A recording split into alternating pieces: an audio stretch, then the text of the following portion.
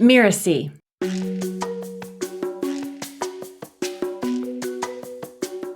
I'm Danny Ceballos, and you're listening to Making It. I run a boutique consulting and coaching firm called Unleash Consulting, where we help managers and leaders across sectors become the best bosses that they can. I'm pretty blessed. I grew up in a pretty supportive home with divorce, with alcoholism, with some other kinds of stuff, and still a supportive, loving home. You know, an important part of my journey as a kid was being a gay kid and not wanting to come out until I was 25. And this was quite a few years ago. So there was a lot of terror as well, not because of my home, but because of what's outside my home. There was a lot of fear. When I discovered high school theater, I went full throttle into that, did a ton of that. When there were Halloween occasions, wore some pretty outlandish things in high school. I would be ridiculed. There was a lot of that. So I think I was a brave kid. When I was a kid in my preteens and early teens, I was very much into magic. I was a magician. First, it was just a little fun. Then I was doing shows at retirement homes and hospitals and parks. And I was Dazzling Dan the Magic Man. That was my moniker. There was an occasion where I was doing a show and I was doing it at a campground. And I was very, very, very nervous. I was with my mom and I ended up backing out of it. I was just so terrified. And I've thought about that as I've gotten older. And I've always been a trainer and an educator and a facilitator. So all my professional life, and I do it really well. I really love doing it when I'm doing it, but I've always had incredible stage fright and it's really challenging for me. And there have been times that I've needed to back out because I've been so ill. It wasn't until maybe the past few years that I recognized where that fear came from. I've tried hypnosis, I've tried beta blockers, I've tried everything to mitigate that. And it wasn't until I really started thinking about, oh my God, I think this actually came from that experience, that Dazzling Dan the Magic Man experience. And it framed my mindset. I'm also an actor, and it's the same thing. So all that's to say that, I show up now with, I think, a deeper understanding of the root cause of this particular issue. And for me, that's important because I believe in root cause analysis and kind of working with that one piece that makes the biggest difference. And just the recognition of what happened for me. I mean, it was really quite big. I mean, I wake up in the middle of the night thinking about when I was Dazzling Dan the Magic Man.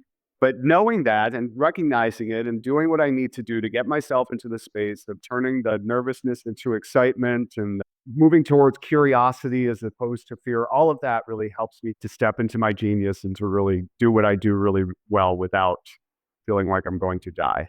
I wish I had a handle on these things. And I think I do, but I have to, again, kind of bring myself to that place of channeling fear into excitement. I do a lot of work in something called positive intelligence, which was really understanding how we sabotage ourselves and then what to do with mitigating our saboteurs and deeply engaging with our deeper, wiser, calmer self. And I do that. I do all those things.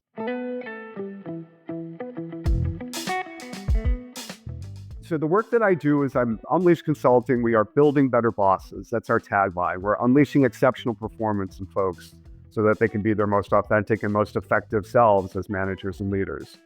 And I've been doing that kind of work way before I started my own business. I was a facilitator, trainer, coach.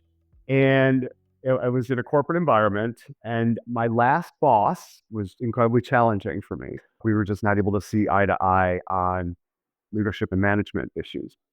And it was incredibly suffocating and just awful. And finally, I said, I have to leave. If I believe in what I do, which is folks bring their best and effective selves when they are in a place of psychological safety, recognition of talents, focusing on strengths, not weaknesses, all those things. I wasn't none of that. 50% of folks, when they're quitting their jobs, they're not quitting their work, they're quitting their bosses.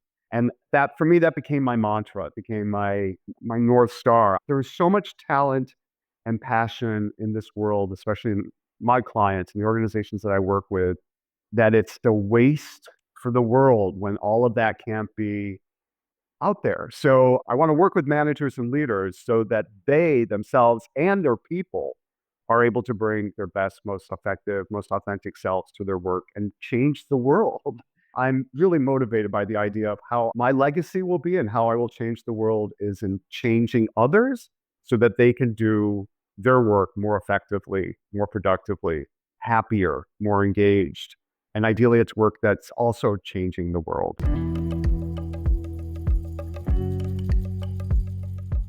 I'm at a place now where a lot of things are in place that are wonderful. It's leveling up to the new challenges, right? So I've made it to level 6 and I have not made it to level 7 yet. And I'm intimidated by it and enthralled by it and attracted to it and excited about it. And my make it at this point is I'm squeaking and I'm okay. It's okay. I have enough evidence to know that work will come. In fact, just yesterday, 2 gigs came in, so I'm going to be good. So I'm at a place now where, again, in this work that I do in positive intelligence, we talk about surfing, right? And I feel like I'm surfing now, as opposed to fighting, as opposed to struggling, as opposed to drowning. I'm surfing.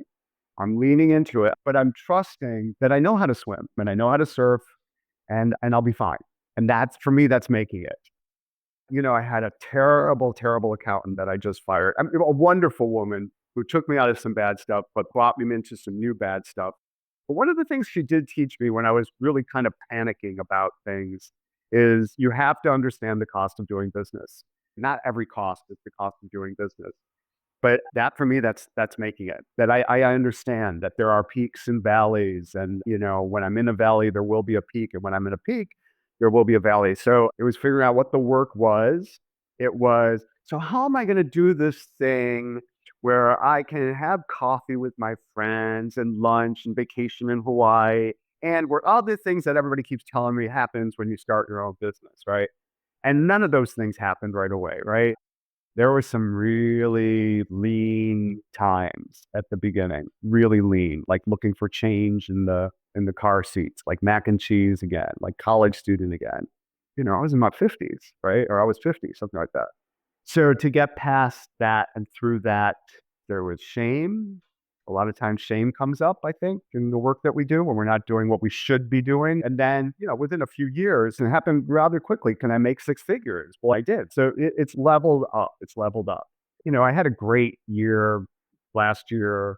This year is not looking great, but I know it's there, right? Like a major $500,000 year is what my next making it will be.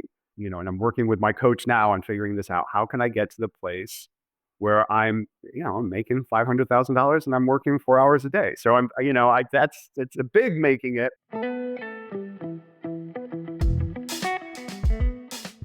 One of some common mistakes is the notion of the should storm, right? Where we're comparing ourselves to what others are doing or how well they're doing. And that's a huge, huge mistake. That's a mindset issue. There's a lot of performance excellence, performance coaching, performance management that I think we borrow from in business development. And one of those things is, we're not competing with others, we're competing with ourselves. And it's the same thing with accountability. I think we get confused with our accountability to others, which is great. But what's more powerful is accountability to ourselves. And when others can help us hold ourselves accountable to ourselves, that's what a good coach does. So it's reframing those kinds of things and recognizing that your experience, your journey is unique. It's as unique as you are. There's a humility that I think we need to have when we're starting our own business. Really, it's a lead thyself journey. And the work that I do with managers and leaders, we start with that. It's an inside out job. We got to lead ourselves, understand ourselves.